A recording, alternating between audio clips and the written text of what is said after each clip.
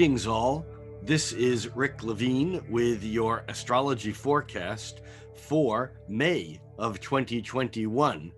Before we get to the month, there's just a couple of quick announcements I would like to make. First of all, a reminder that the 37th annual NORWAC is the Northwest Astrological Conference, that is on May 27th through the 31st. It's Memorial Day weekend. This year, as it was last year, it's a virtual conference. And as someone who's attended more than my fair share of both conferences and virtual conferences, I must say that NORWAC last year was an amazing event virtually. It was done with such skill and such finesse. Of all the conferences I've been to, NORWAC is an amazing conference. Every year, it's amongst the favorites of those people who go to conferences. I'll be doing two lectures, one of them entitled Break On Through to the Other Side, Understanding the Saturn-Uranus Square. That's the square that is pretty much the predominant energy of all of 2021. And then I'll be doing another lecture on how to write and market horoscope columns, of which I've done for many, many, many years.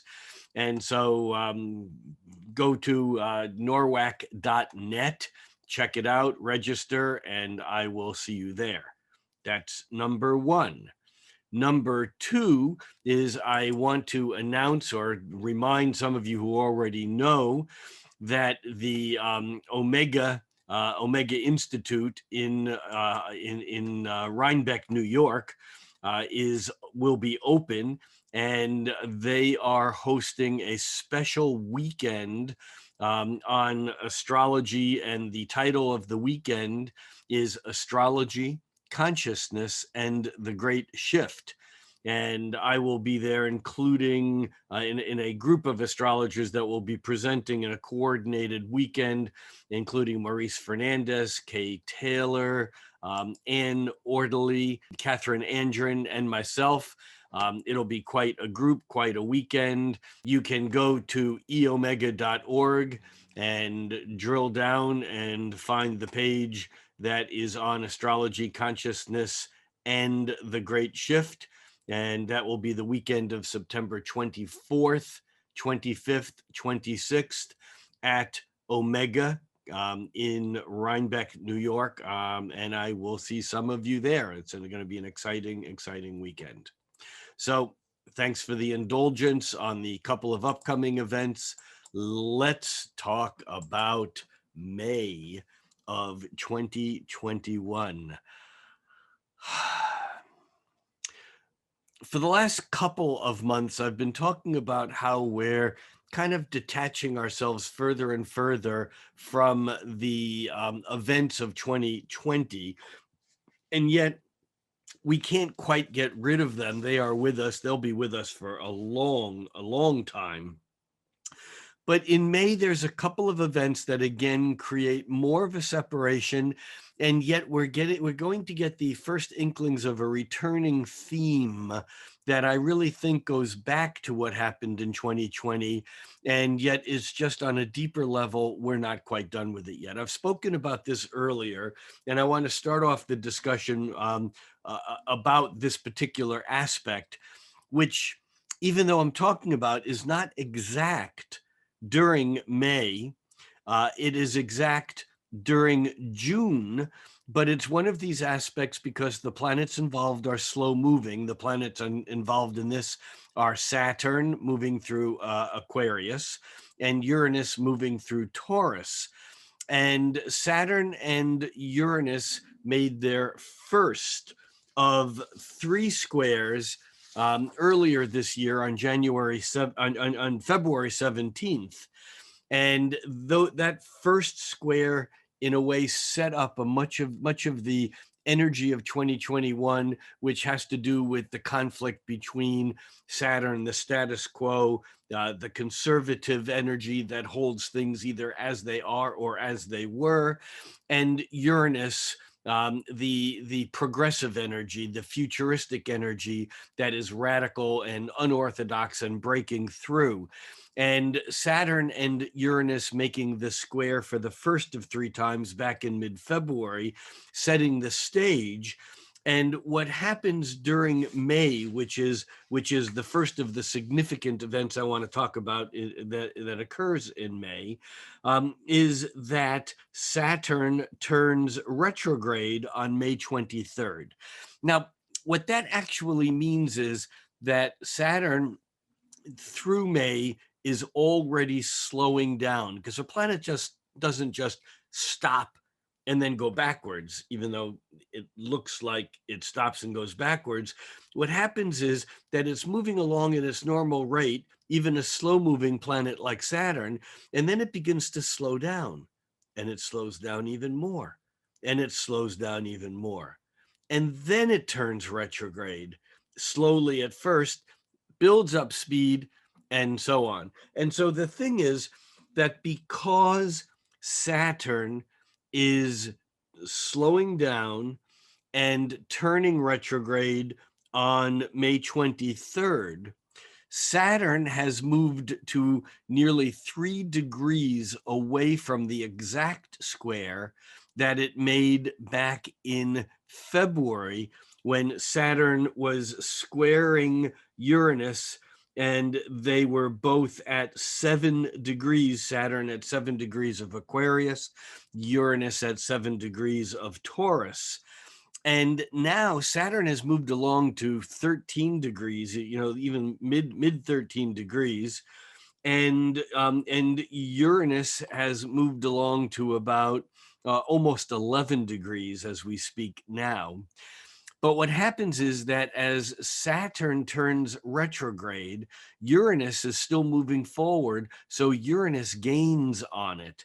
And although the second of the three Saturn-Uranus squares isn't exact until mid-June, and that would be June 14th, at just barely 13 degrees of Aquarius and of Taurus, the fact is that by the end of May, Saturn and Uranus are already back to within a couple of degrees of being exactly square again. And so we're going to feel that energy building all through the month as Saturn slows down to turn retrograde. And we're going to feel the pressure of the conflict between Saturn, the maker of rules and laws, Saturn, of the energy that wants to hold on to tradition and status quo, and Uranus, the rebellious, unorthodox, unconventional, inventive energy that wants to break loose of that. Now, regardless of which of those two in your mind you favor, the fact is that neither one can work without the other. And this becomes the magic of this square throughout the year. And that is the discovery of ways in which we can incorporate the changes of Uranus, whether we like them or not, into the status quo without necessarily losing the stability of the structures that we have. And the flip side of that is whether or not we can take the best of what the past, of what our history, the best of what our rules and regulations, the structure of the land in the United States or in any country, that would be the governing rules or laws or the Constitution in the United States. And how can we take that, the Saturn, and understand that when it was created, it was new and different and Uranian, if you will. And so how do we take those the things that have become crystallized and stabilized and infuse enough life into them so that they can actually maintain their structure and move on into the future? You see, when things become too Saturnian, they become too crystallized, they lose their life energy and they become brittle, they die. On the other hand, if something is too Uranian, it doesn't have the support of the community and the structures around it, and living alone in some futuristic on the edge of reality, it also is too far ahead of the curve to survive. And so we will see more and more of this conflict building again through the month of May and coming to a second wave of crescendo by mid-June. Then the energy will begin to dissipate again and come to a third and final crescendo this year on December 23rd, although the energy will still hang with us through 2022. It won't quite be as severe as it will be for the rest of this year, and on through the end of 2021. So that's the first big change that's occurring in May, and that is that Saturn turns retrograde. And although it doesn't turn retrograde until the 23rd, it's already slowing down, which means that we can feel the pressure of change building once again, because even though Saturn's slowing down to go backwards, Uranus is barreling ahead, barreling relatively speaking, that is, because it doesn't move very fast compared to, let's say, the inner planets. But the fact is that Uranus is still moving into the future, and that Saturn and Uranus are aiming at a second round of conflict coming to a head in mid-June. The second piece of change in the month of May is the fact that Jupiter is changing signs. Now, this is kind of odd or unusual because we normally think of Jupiter as spending about 1 year in each sign. And it does. But because of its retrograde motion, sometimes that year seems to be shorter than other years. And this is one of those where that happens. You see, what happened with Jupiter is that Jupiter moved into Aquarius last December 20th. So that was when Jupiter and actually Saturn that same week moved into Aquarius. That was the pinnacle in some ways of 2020. But Jupiter moved into Aquarius on December 20th, 2020. Jupiter is whizzing through Aquarius right now quite quickly, and Jupiter actually moves into Pisces on May 13th. That means that it moves through Aquarius in about 5 months. It's just moving at breakneck speed. It moves into Pisces on May 13th. And we'll talk about what that means in just a moment. So it spends the second half of May in Pisces, and it spends all of June in Pisces. But in June, Jupiter turns retrograde. It's just only at 2 degrees of Pisces, and it backs into Aquarius by the end of July. What this means is that although Jupiter is moving into Pisces on May 13th, and it will stay there through the rest of May, all of June, and pretty much all of July. It moves backwards, it turns retrograde in June, and it moves back into Aquarius the end of July. And then it turns it turns direct, and it moves back into Pisces the end of the year, actually on December 29th. So when you put it all together, Jupiter is in Aquarius pretty much for the entire year, from last December till next December, except it squeaks into Pisces for just a couple, 2.5 months, May, June, and July, or part of May, June, and July, and then back into Pisces in the end of December, and it stays in Pisces. It kind of whizzes then through Pisces, and it moves into Aries by next May. So it's kind of weird because Jupiter now is doing this straddling the sign thing. So it feels like it's changing signs more than it usually does, but it averages out to about the same. But what this means is that starting in mid-May, we're going to be getting inklings, glimpses of the future, because that Jupiter moving into Pisces is going to put our antenna up so that we're getting that Piscean energy, even though it goes back into Aquarius and then it moves through Pisces. And by the way, when it moves through Pisces, in its full swing through 2022 up and through May of 2022, it will conjoin Neptune in Pisces. And this is hugely significant because Jupiter catches up with Neptune. They conjoin about every 14 years. And yet, what's intriguing about this is that this conjunction of Jupiter with Neptune occurs while Neptune is in its modern home sign of Pisces, and Jupiter will be in its traditional home sign of Pisces.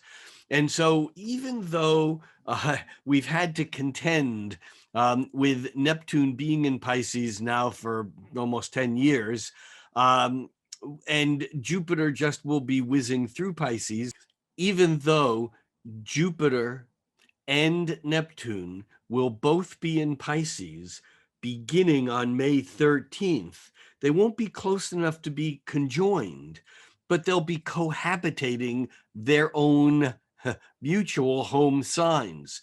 And this will strengthen the watery, compassionate, feeling nature of Pisces. This will deepen and widen the waters of the imagination, of dreams. I think that ultimately we may get a glimpse of some of the artificial reality or augmented reality, virtual reality that may kind of come into more of a consumer place by 2022, as Jupiter actually joins up with Neptune in Pisces. But I think that this is going to be a very powerful shift because Pisces has to do with vision. It has to do with the vision of the future that is based upon pure imagination that's not restrained by reality. Now, we could say, well, this is the sign of the dreamer. This is the sign, of the person who writes fantasy that's totally disassociated with reality. But remember, it's the dreams and the imagination that lay the tracks for the reality train to follow, as my friend Caroline Casey likes to say. In a way, Neptune moving into Pisces while Jupiter moving into Pisces while Neptune is still in Pisces. This is a way in which we get to imagine the potential of what the scaffolding of the future looks like as we then begin to fill it in with reality, with the structure. In fact, with the structure that is precipitated by this ongoing square between Saturn and Uranus that we talked about earlier. The third thing I want to talk about the month of May that is hugely significant is the fact that we have the first of two eclipses, and really the first eclipses of the year. We have a full moon eclipse, a lunar eclipse on May 26th. And that eclipse occurs in the sign of, well, the moon is in Sagittarius, the sun will be in Gemini, and that's the same sign as the lunar nodes, which is often what happens with eclipses. And we will talk about that in a bit because eclipse season this year is the end of May through the beginning of June. The full moon eclipse on May 26th is followed by a new moon eclipse, a solar eclipse on June 10th. And this together kind of pushes us again into a period of dynamic change or dynamic movement, again, away from what was and letting go of the past and moving into the future.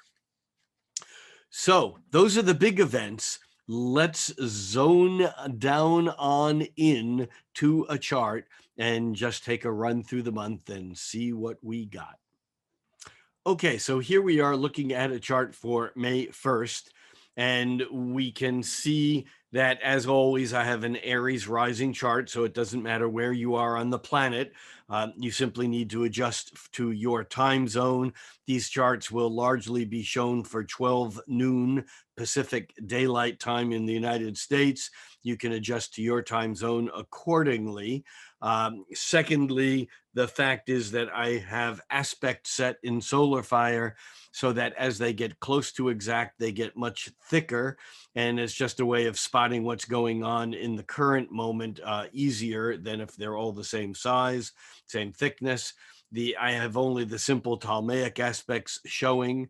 On top of that, I do not have aspects to the moon or the ascendant and midheaven drawn in. No aspects to the ascendant and midheaven because we don't have an ascendant and midheaven. We're simply using that Aries rising chart that allows you to be anywhere in the world. So there's no horizon on this. And I will put the aspects to the moon back in as we get close to the full moon so we can see those aspects. But otherwise, the aspects to the moon change quickly enough during a day that it's just, it's too minute, it's too particular for getting the view of the month for the entire month, just getting confused by all the aspects to the moon. Not that they are unimportant, it's just that we pick and choose what we're going to be using here. Before I jump into the chart, there's one other thing that I forgot to mention earlier that I'd like to mention. It'll come back up in a bit. The thing that I left out that I wanted to mention now before we jumped into the month day by day is the fact that Mercury also turns retrograde on May 29th. And although that's not until the end of the month, what that means is that Mercury will slip into its shadow mid-month. And the way this works, and many of you know this, but because Mercury is moving regularly forward and then it looks like it goes backwards and forward, there's an area where Mercury covers 3 times, where it goes through an area and then back over it and then over it again. That area is called the shadow of any planet that goes retrograde. But the shadow of Mercury is the one that we look at the most because Mercury goes retrograde the most often, or approximately 3 times a year. So we'll look at this a little bit more as we unfold the month, but we just want to remember that Mercury actually turns retrograde on May 29th at 24 degrees of Gemini. Here we are on May 1st, opening the month, and Mercury is still in Taurus on May 1st. So Mercury covers the ground of an entire sign, but then it hangs out in Gemini for quite a while, and we'll take that as it comes.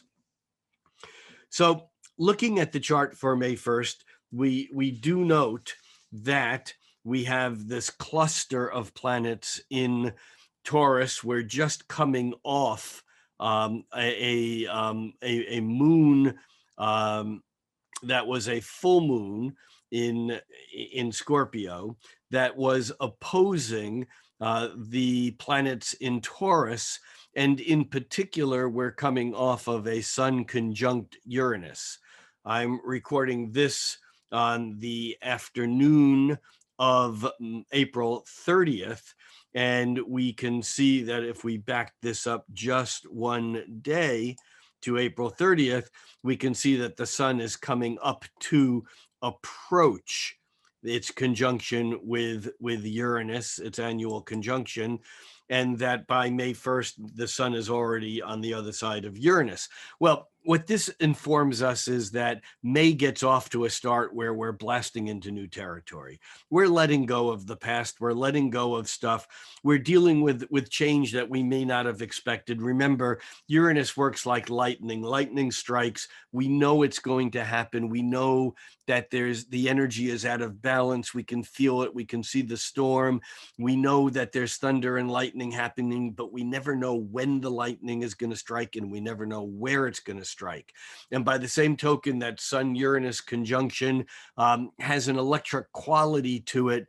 And what's significant, though, is that over the next couple of days, as that Sun, having just lined up with breakthrough to the other side, innovative Aquarius, that sun isn't quite done, because if we move this ahead a couple of days, we can see the sun will come to 13 degrees of Aquarius, where it will square Saturn at 13 degrees of Aquarius while the moon is moving through Aquarius.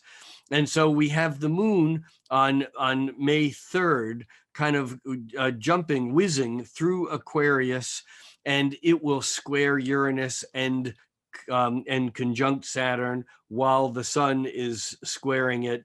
And I imagine that this could be a couple of days, or in particular, the first 3 days of May, some tension again around this whole building issue that will build again through the middle of June at the second of 3 squares between Saturn and Uranus.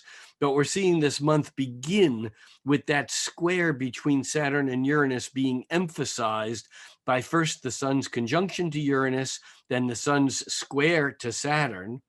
At the same time, the moon coming through and squaring Uranus and conjoining Saturn all at once. And that is quite powerful. Remember, even though Saturn is the planet of the status quo, Saturn is moving through futuristic Aquarius, which kind of makes it like oxymoronic all on its own. But we also have Jupiter moving through Aquarius, and on May 3rd, we can see here that that Mercury at 29 degrees of Taurus, just getting ready to move into Gemini, which it does later in the day on May 3rd. But earlier in the day on May 3rd, that Mercury at 28 degrees of Taurus was squaring Jupiter. And so we're kind of in this area where we're getting tweaked cosmically by both this breakthrough Uranian energy, this restraining, serious, we're not going there, you can't make us go there, we're pulling in, we're pulling back, we're holding on to the past, we're recreating what has been rather than looking at what could be. That's Saturn. And at the same time, Jupiter is there being squared by Mercury, and we're going, maybe there is hope here. Maybe there is some way that we can work this dance out between the old and the new. There's a lot of tension here, a lot of conflict. There's a lot of dynamic force going on, because remember, this whole thing is very paradoxical, because the planet of change, Uranus, is in the sign Taurus, which is probably, not probably, it's certainly the sign that's least interested in change, unless change is going to bring pleasure. Um, Taurus is the hold it steady, hold it still. The sun is in Taurus, and Mercury and Venus are also in Taurus. Mercury arguably not for long, because by the end of May 3rd, Mercury has moved into Gemini. We'll see, we will see Venus move into Gemini on May 8th, followed by the sun on May 20th. So we're getting this whole escape from the stuck solidity of things as we think they should be and as we think they are, the obstinacy, the stubbornness, the firm conviction of Taurus that just isn't going to be goaded, convinced, pushed, or pulled out of its comfort zone. And yet at the same time, it's being squared by Saturn and even that hopeful Jupiter. So we're getting this interesting dance here in May that really does heighten this whole deeper conflict that we're seeing as part of the entire year. We're also getting a bit of a push. If we back this up a day or two, we can see that Mercury, which is moving almost 2 degrees a day right now, Mercury is just flying through the heavens, earning its title as the winged messenger. So Mercury actually forms a trine with Pluto early in the morning on May 2nd. You can see here on May 1st, it's 25 degrees of Taurus, where Pluto is at 26, almost 27 degrees of Capricorn. We go a day later and we see the moon moving through that degree, but we see Mercury now on the other side of Pluto. It's at 27, a higher degree than Pluto at 26. And this is a deepening and an intensification of how we use our logic. It's an earth trine, so there's a sense of pragmatic, what's useful, what's grounded. Our feet are on the ground, and yet it's Mercury. It's still intellectual. It's thinking.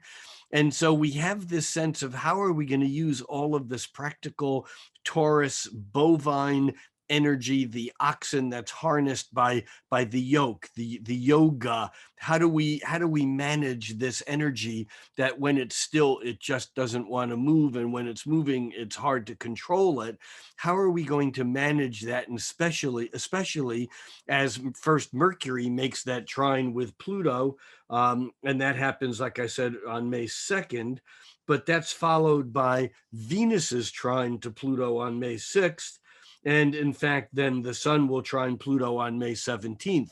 So each of these events, as the faster moving planets are moving through Taurus, picking up on the trines to Pluto, are deepening and intensifying and giving us more a sense of how grounded, how, that's not the word I was looking for, how embodied, how enmeshed some of these deeper things are that need to be changed and need to be transformed.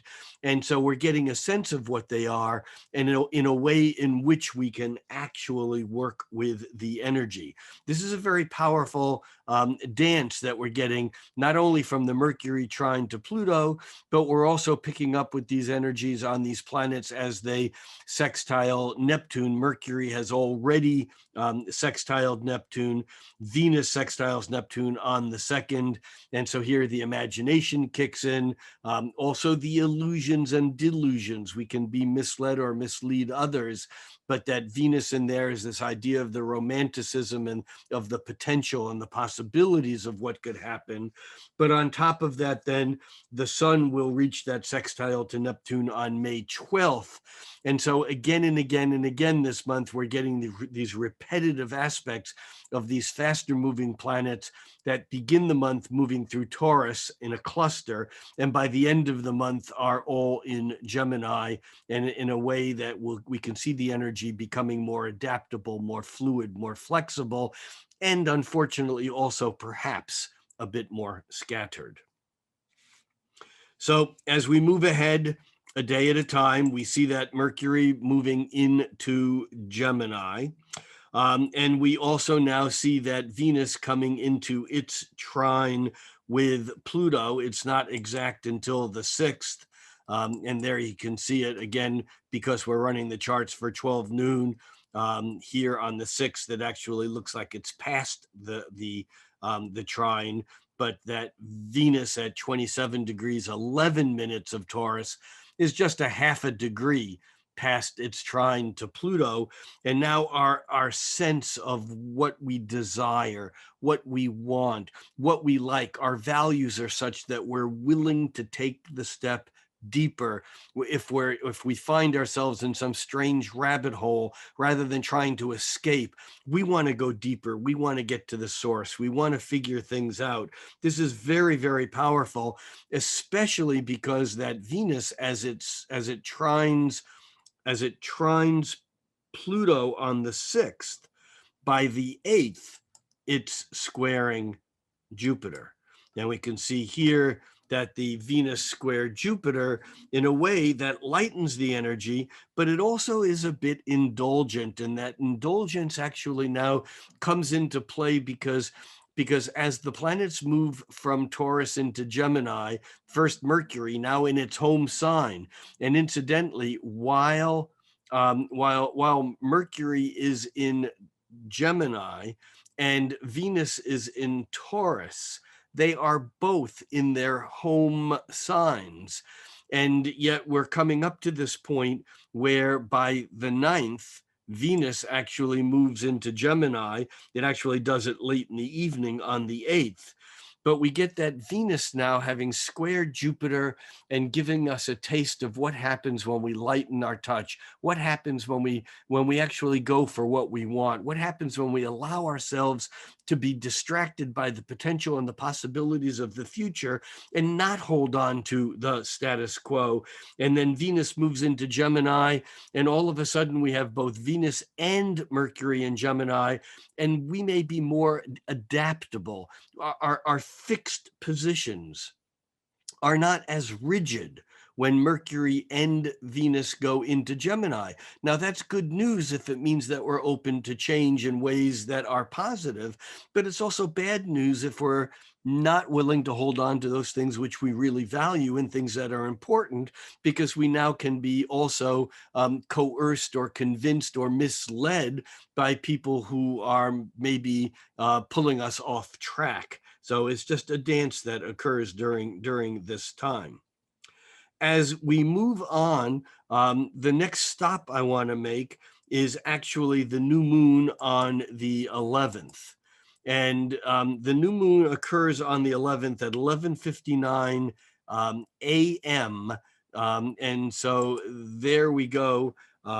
This is for noon. I'm not going to adjust it for that 1 minute, but you can see here that at noon at 11:59 technically, but at noon on May 11th, and again, all times here are Pacific Daylight Time, that the moon and the sun are both at 21 degrees Taurus in 18 minutes. The important thing about this new moon, well, there's a few things that are important or are interesting. One of them is that the new moon itself is sextiling Neptune. And we talked about how the sun makes its exact sextile to Neptune on May 12th. But on the 11th, as the sun is coming within a degree of that sextile, the new moon within 1 degree of the sextile to Neptune gives us this sense that imagination has the answers, that compassion, kindness, dreams. I think of the Dalai Lama who says, my religion is kindness. Yeah, the Dalai Lama has also said that when possible, be compassionate. It's always possible.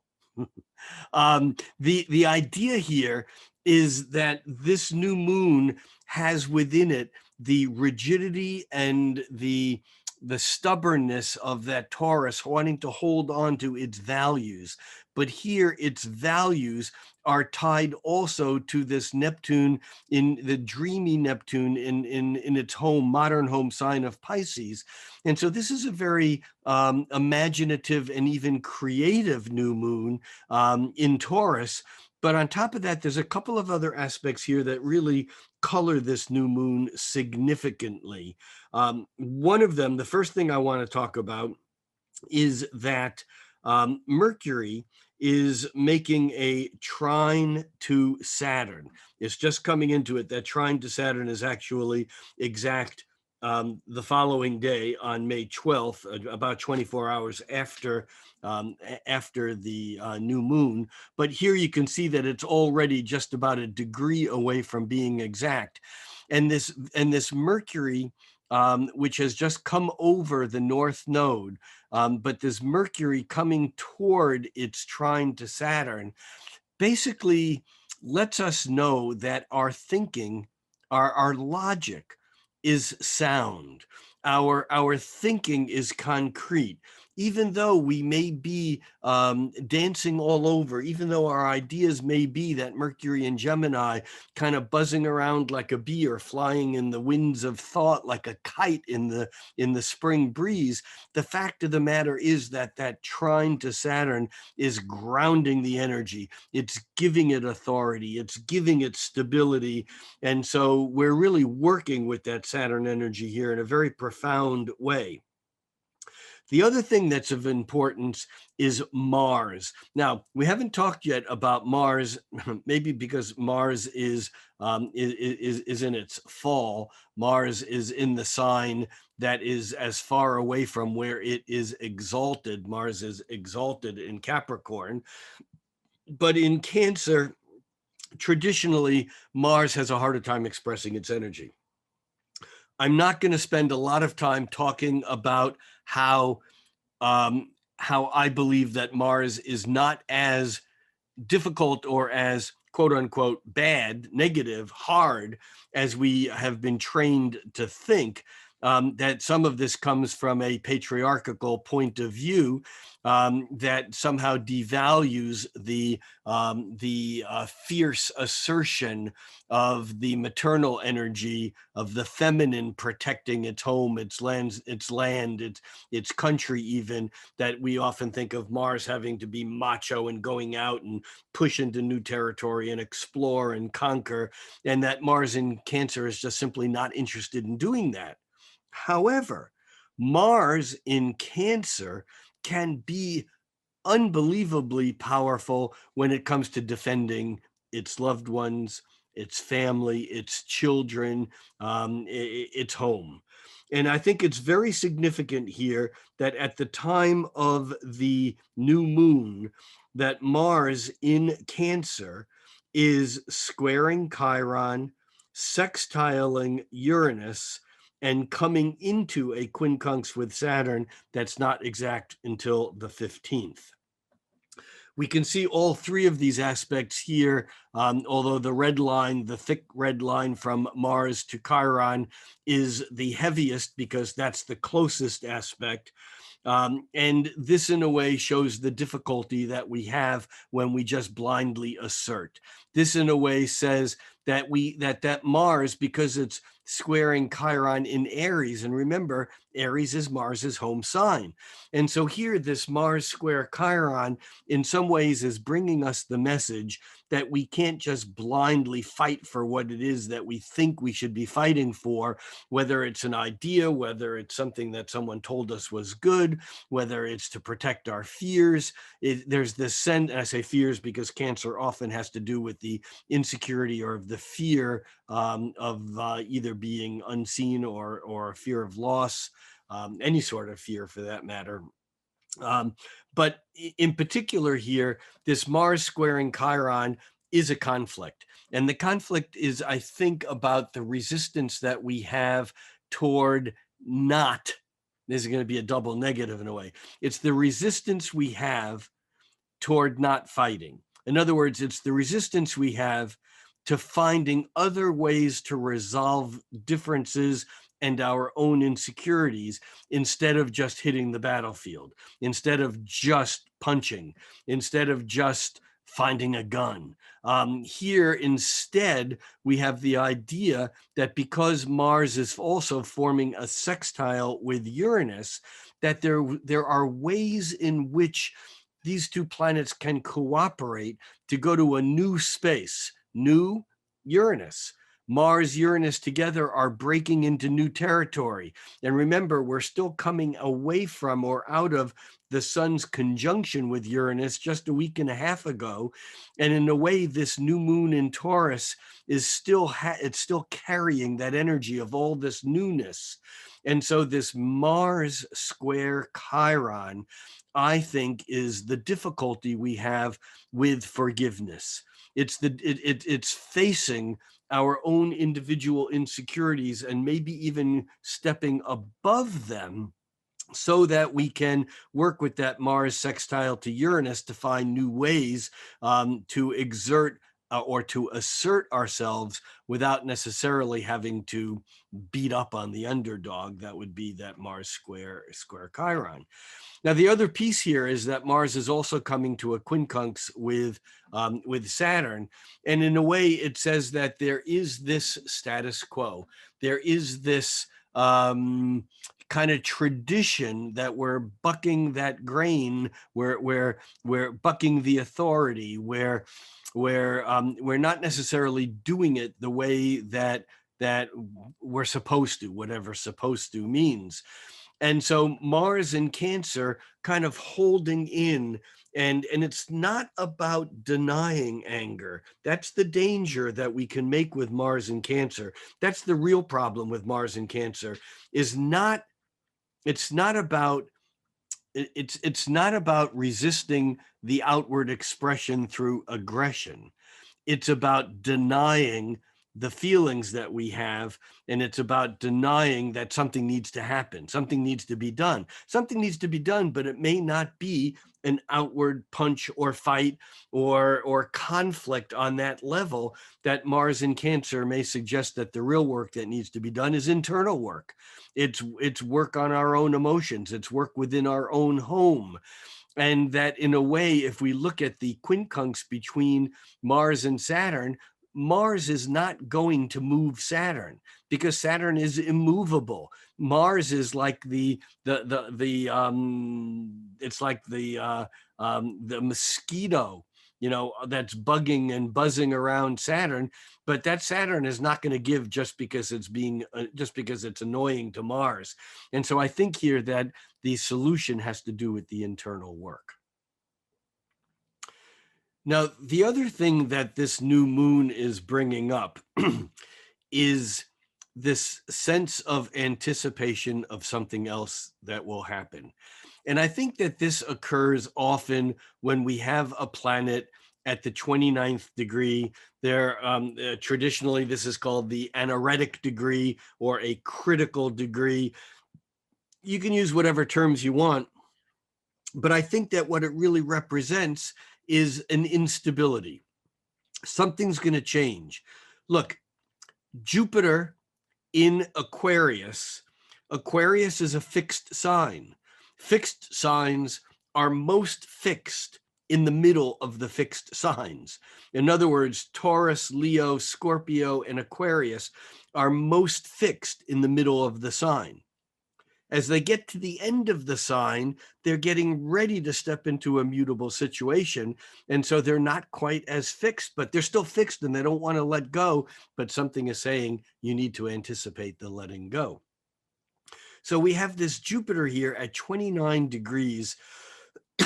It's actually 29 degrees and 45 minutes at the new moon itself. But Jupiter actually moves into Pisces by the following day. It's actually on the 13th when it moves in, and it moves in just afternoon. So even though here it's still showing at 29 degrees 59 minutes, we actually have to move it to the 14th to actually see it in Pisces. But now we can see a couple of other things also. We can see how thick the green line between Mars and Saturn has become. And in fact, if we move that ahead even one more day, we can see that now that Mars quincunx Saturn is partile, it's exact, with the moon in Cancer coming round there, and that's really exacerbating that. I think that this Mars 15th, I think, is going to be a tough, May 15th is going to be a tough day. Not only do we have this newness of Jupiter moving into Pisces, and we'll come back to that, the meaning of that in just a moment, the Mars forming that quincunx to Saturn, but we also have the Sun forming a half square to Chiron. And this is also a bit anxiety producing. That Sun in Taurus is basically again saying, I don't want to move, I don't want to change. And its half square to Chiron is saying, this is causing pain, this is causing hurt, whether it's someone causing hurt or pain to me, or something that I'm doing that's causing hurt or wounding or causing pain to someone else, or whether it's something that the system is doing, creating systemic pain, if you will. In all cases, there's something going on that is not comfortable. And the Mars quincunx to Saturn is we're very aware that this is uncomfortable, and yet it's the Jupiter having moved into Pisces that's changing the game, because all of a sudden we can't help but feel it. If it's in our field of vision, if it's in our field of knowledge, if it's in our field of experience, if it's in our field, it's ours. And for the first time in I don't know how many years, for the first time, we have Jupiter and Neptune that are both in their ruling or co-ruling signs.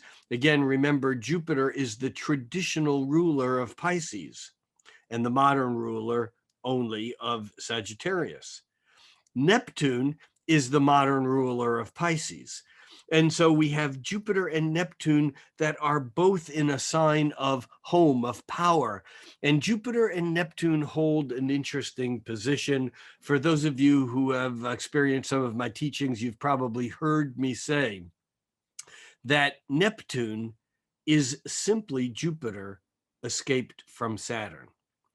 What do I mean by that?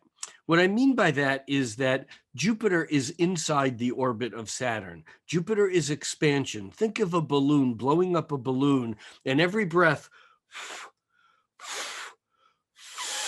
you put into that balloon makes it bigger until it reaches a limit. And that limit is Saturn. And once you reach that limit, you're not going to go beyond that limit. And if you do, pop, it all goes, because Jupiter can only expand to the limit of Saturn. And that's Saturn's rules, Saturn's laws. This is why Jupiter is philosophy. This is why Jupiter is ideas that can be debated and argued. Jupiter has to conform to the logic and the structure and the reality of the rules of reason. However, Neptune is Jupiter that's escaped from Saturn. It's like Saturn's dad, and Jupiter always has to answer to dad. I know that that's not exactly, mythologically, that's more complicated than that. But in a way, it's Saturn says you can't go any further. And Jupiter says, I'm going to push, and I can't go any further. And that creates then the beginning of Jupiter's Saturn contracting Jupiter. However, Neptune, on the other side, because Neptune's orbit is out beyond Saturn, Neptune has no limit. Neptune doesn't have to be logical. Neptune doesn't have to conform to any laws or any rules. Neptune is dreams where anything can happen. Neptune is imagination where anything can happen. There's that poster, Gravity. It's not just a good idea, it's the law. Well, gravity may be the law, and Jupiter has to follow the laws. But Neptune does not. And so for the first time, we have Jupiter lining up with Neptune. And this is hugely significant. And when I say lining up, I don't mean conjoined. I mean in the same sign. They're cohabitating, the sign of Pisces. I mean, 12 years ago, when Jupiter was last in Pisces, Neptune was back in Aquarius. What that means is that it was at least a century and a half ago when Jupiter and Neptune were in the same sign last time round. And what exactly this means, well, we'll see how this unfolds. But there is here an expansion of the dance between how learning and travel, higher education, these are all Jupiterian things that in effect blow up the balloon of the mind. They expand our thinking. They extend they widen our perspective. This is all Jupiter. But Jupiter's in the same territory now as Neptune is, that says there is no limit to how wide you can go. And so I think this is incredibly important. And I really think that ultimately what happens is that our sense of compassion, our sense of all being human, and maybe this is a bit of Pollyannaism, because I think that when Jupiter and Neptune are in the same sign, it's hard to deny the fact that if you're hurting, I'm hurting. If there is pain out there, there is pain in here, because we're all part of the same system, the same integrated network of consciousness. And that's really where the Pisces energy here comes into play. And we'll be seeing a lot more of that as we push down the road toward next May of 2022, when Jupiter back in Pisces actually lines up and reaches its conjunction with Neptune. Now, as we've moved along, we've also seen not only Mercury and Venus move on into Gemini, but now we can see that the sun is moving towards the latter degrees of Taurus. And as such, by May 17th, the sun is actually making a trine with Pluto. And I referenced this earlier, but this now again is a deepening of our perspective and a willingness to take any interaction, any experience, and to even go deeper.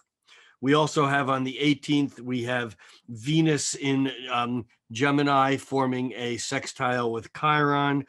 This increases our ability to heal.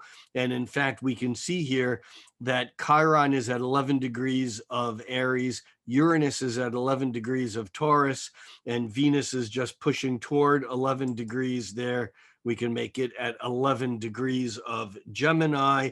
And on May 18th, we have this interesting configuration where Venus is sextile to Chiron, with Uranus right in the middle, making a half of a sextile or a semi-sextile to both of them, really heightening that energy and again bringing the focus again and again and again back to Uranus, which is demanding immediate and sudden change.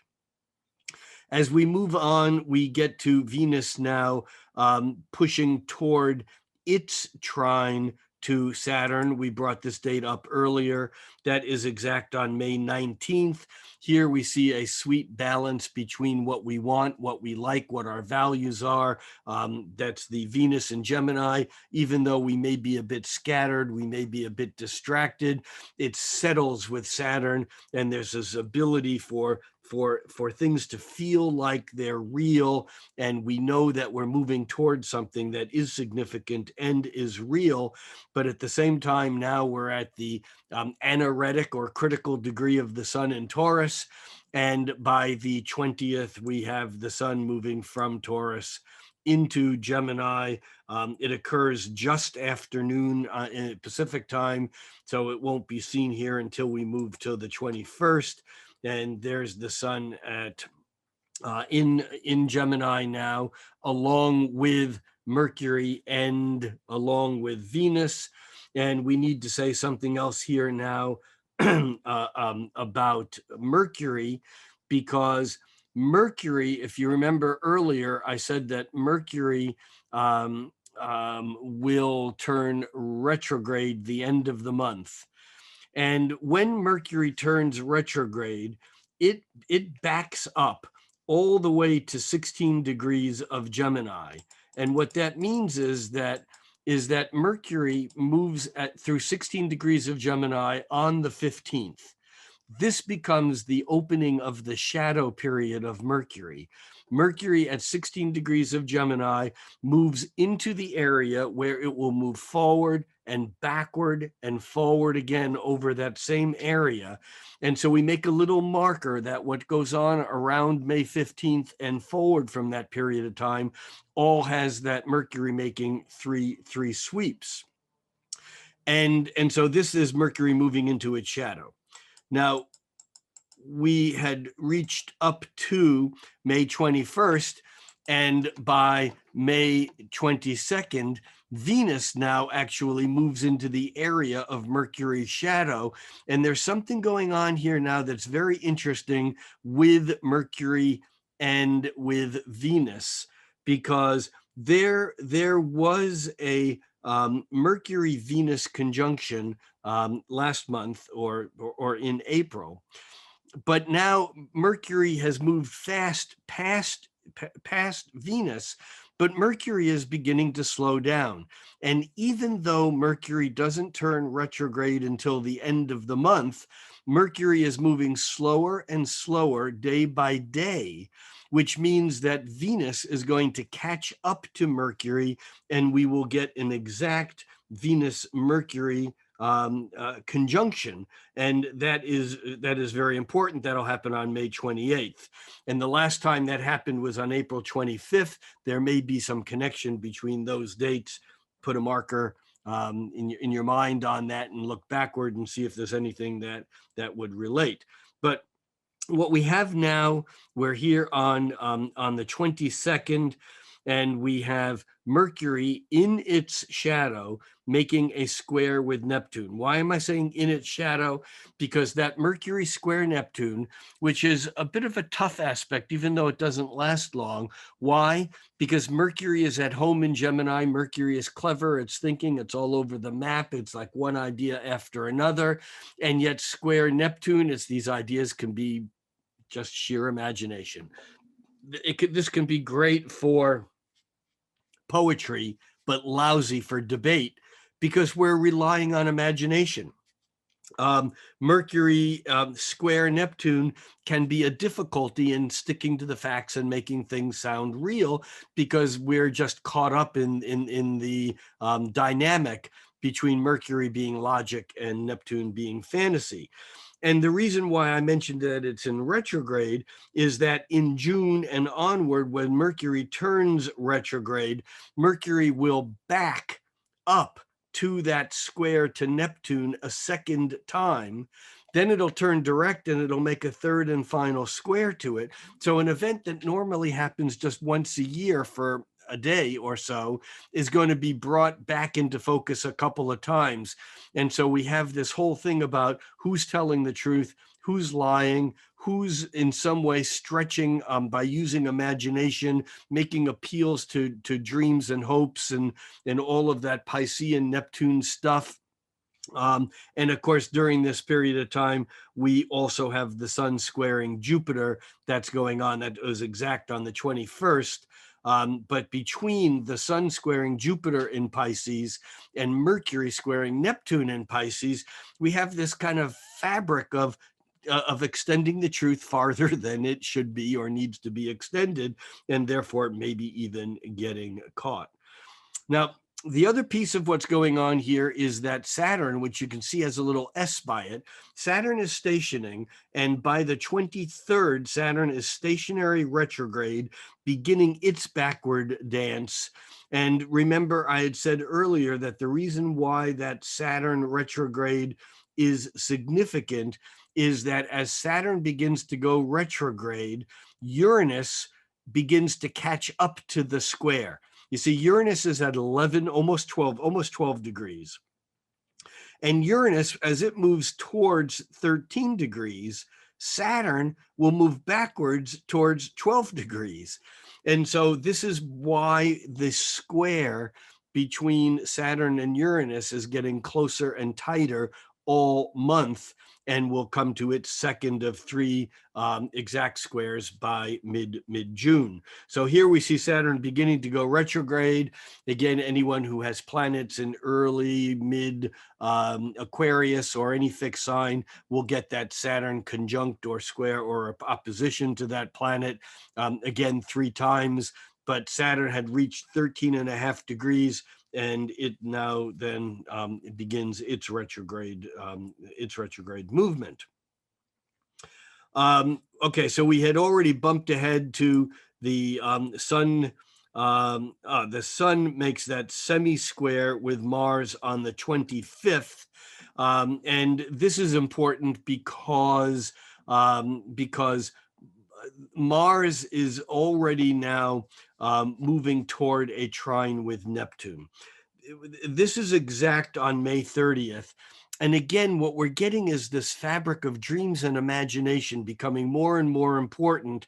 And yet at the same time, the planets in Gemini are squaring Neptune, Mercury having already squared it once, and Venus coming into the square that's exact on May 27th. If I bump this forward a couple of days, you can see Venus at 22 degrees squaring Neptune at 22 degrees. But what's happening here also is that Mars is getting closer and closer to a trine to Neptune.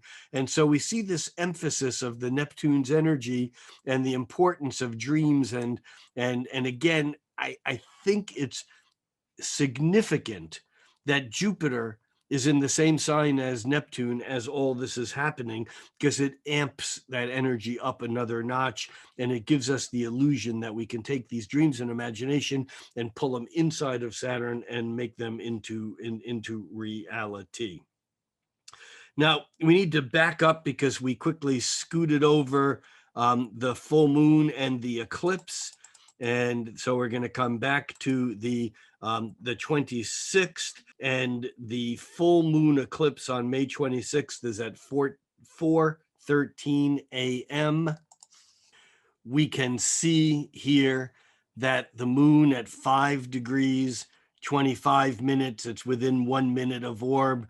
If we move this forward 1 minute, it would be at 5 degrees 26 minutes.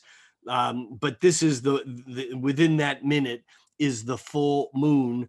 But look how close the moon is to the south node. And of course, the south node being the plane at which the moon's orbit around the Earth intersects the orbit of the Earth's plane as it goes around the sun. And so this is a full moon where the Earth in the center comes between the sun and the moon, and the full moon eclipses always have to do with letting go of something from the past. Now, this is a south node eclipse, and again, the south node is also tied to the past, but we have all this energy in Gemini, which is insisting that we move our intellect by learning, by studying, by learning new things, by having new experiences, by being adaptable, by being ready to change. I said earlier that when we got to the full moon, I would put the aspects back in, and I wanted to draw the aspects to this full moon so that you can see not only the thick red line between the full moon and the sun that is in opposition, but also this full moon's square to Jupiter. Even though the exact sun square Jupiter happened a few days ago, on the 25th, the moon makes that square to Jupiter. It actually makes it late on the 25th. And so the moon makes the square to Jupiter and then the opposition to the sun. Jupiter is certainly in the picture. Again, this is about overindulgence. This is about taking our beliefs or our opinions, that's Jupiter, and mixing that up with reality. We can think that what we believe is true and forget that what we believe is merely what we believe, that truth is not necessarily based, truth does not require belief, and belief does not necessarily mean it's true. And so this full moon in Sagittarius, that's Jupiter's home, home sign, and so that full moon in Sagittarius is about the problems we get into when we overinflate that which we think is true, that which we call moral self-righteousness, and especially because it's tied to the south node, this has to do with letting go of some of these beliefs that maybe tie us to this past, perhaps this past that never really existed, or an idealized past that we need to process in order to move into the future. And again, this is all exacerbated by the fact that we have Mars coming up to the trine with Neptune that I talked about before, and also Mercury having just made that trine to Neptune. Mercury having just made that square to Neptune on May 22nd. Venus making the exact square to Neptune on the 27th, very close to in time to this full moon, and then Mars making the trine to Neptune on the 30th. So this whole idea of illusion and dreams and the beliefs that we have are very much a part of what's going on here. And again, because it's a south node full moon eclipse, this is about letting go of that which ties us to the past that simply is in the way of moving into the future. We end the month really with this Mars trine Neptune, which gives us the ability to dream our way into the future. We also have Venus making a half square to Uranus on May 31st. Venus having just come through a quincunx to Pluto, and that again is unsettling. that is not comfortable. That is, there's deeper things going on, and we may or may not like them, but there's nothing we can do about them. We see here the Mars trining Neptune, but we also now see that Venus is forming a half square with Uranus. That's 45 degrees. That's 1/2 of 90 degrees, a half square, a semi-square. And Venus is also forming a square and a half with Saturn.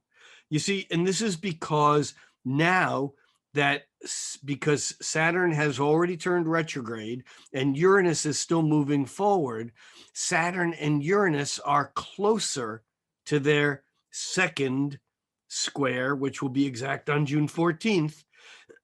And so Venus making a half square with one makes a square and a half with the other. Also, because the moon is back in the picture, conjuncting Saturn, and coming into a square with Uranus and conjuncting Saturn, it's very powerful that Venus is electrifying this. It's bringing this first in its half square to Uranus. It's reigniting it's stimulating, re-stimulating all those unfulfilled desires, all those things that we have that are socially unacceptable, that are futuristic, that are so radical or progressive that we can't quite go there. And now all of a sudden they're exciting. And then boom, within hours, Venus then hits the square and a half to Saturn, and it reminds us that this Saturn square Uranus is building to a crescendo by the middle of June. And again, within just a few days of that exact square, the middle of June, we also have the solar eclipse on June 10th. So let's back up a moment and just take a quick summary for the month. It's very significant that there's a lot of change going on. Oh, and by the way, while we had the chart up, I didn't mention this, but we've talked about it several times, and that is that on May 29th, Mercury also turns retrograde. And that Mercury's retrograde is within the sign of Gemini. This is Mercury's home sign, so we can expect it to be powerful. Also, it's intriguing to me, and I'm not exactly sure where to go with this. This retrograde covers fewer degrees and lasts longer than many retrogrades. Mercury retrogrades often are 20 to 20, 21, 22 days. This retrograde is 24 days. Often, Mercury's retrograde covers, as it moves backwards, it covers 14 to 15 degrees of arc. The one that we had back in February covered 14 degrees of arc in its retrograde. The one that we had that ended on last election day, that one covered 15 and a half degrees of arc. This retrograde, remember, we said earlier, Mercury moved into its shadow when it hit 16 degrees of Gemini. On the 29th of May, Mercury is at 24 degrees of Gemini, and it backs up until June 22nd, right around the first day of summer. Then Mercury turns direct at 16 degrees of Gemini. And then it's not until it moves past 24 degrees that it moves out of its shadow, and that's on July 8th. So we have the bounding degrees of Mercury's shadow is 16 degrees, where it retrogrades back to, and 24 degrees, where it actually retrogrades. This is 8 degrees. This is almost half of the number of degree spread that it normally makes, which means as it's moving backwards, it's moving slower. And I think this can intensify a Mercury retrograde. We will have to see what this brings, but this Mercury retrograde in its own sign in Gemini is important not to gloss over. And although I talked about it a couple of times when we had the chart up, I didn't mention it, and I just wanted to make sure we got all those dates down.